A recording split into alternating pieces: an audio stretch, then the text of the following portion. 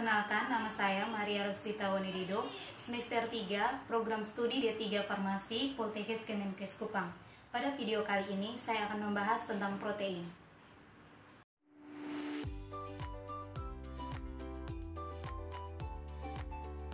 Istilah protein berasal dari kata Yunani, yaitu proteos, yang berarti yang utama atau yang didahulukan. Protein terbentuk dari polimerisasi peptida-peptida. Peptida merupakan polimerisasi dari asam amino yang berbeda.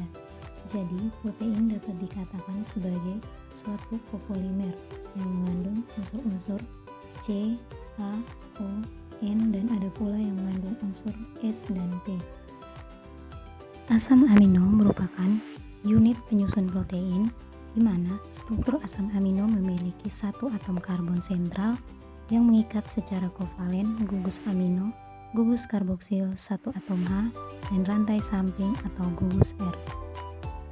Berdasarkan bentuknya, protein dibedakan menjadi dua, yaitu protein globular dan protein serabut. Protein globular yaitu protein yang berbentuk bola yang biasanya terdapat dalam cairan jaringan tubuh, contohnya enzim, hormon, dan protein darah. Sedangkan protein serabut yaitu protein yang terdiri atas beberapa rantai peptida yang berbentuk spiral yang terjalin satu sama lain sehingga menyerupai batang yang kaku, contohnya kolagen, miosin, fibrin, dan keratin pada rambut, kuku, dan kulit. Struktur protein dibedakan menjadi 4, yaitu protein primer, protein sekunder, protein tersier, dan protein kuartener.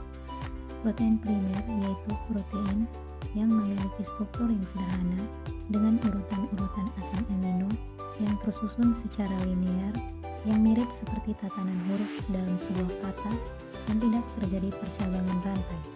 Yang kedua, struktur sekunder. Struktur sekunder merupakan struktur yang memiliki segmen-segmen dalam polipeptida yang terlilit atau terlipat secara berulang. Contoh dari struktur sekunder ini adalah alpha helix dan beta peptide. Yang ketiga, protein tersier. Protein tersier dari suatu protein adalah lapisan yang tumpang tindih di atas pola struktur sekunder yang terdiri atas pemutar balikan tak beraturan dari ikatan antara rantai samping atau gugus R. Yang keempat, protein kuartener. Protein kuartener adalah gambaran dari pengaturan subunit atau kilometer protein dalam ruang. Struktur ini memiliki dua atau lebih dari subunit protein dengan struktur tersier yang akan membentuk protein kompleks. Yang berikut ada protein konjugasi.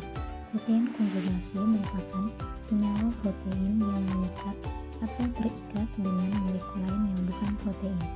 Protein konjugasi ini terdiri dari yang pertama nukleoprotein, yaitu protein yang terikat pada asam nukleat. Nukleoprotein ini dapat ditemukan pada inti sel dan kecambah biji-bijian. Yang kedua glikoprotein, yaitu protein yang berikatan dengan karbohidrat. Glikoprotein ini terdapat pada musim kelenjar, ludah, hati, dan tendon.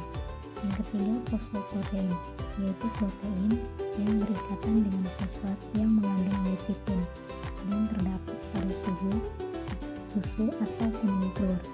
Yang keempat lipoprotein.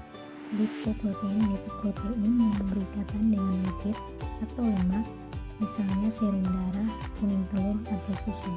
Yang kelima chromoprotein, yaitu protein yang berikatan dengan pigmen atau ion logam, misalnya hemoglobin.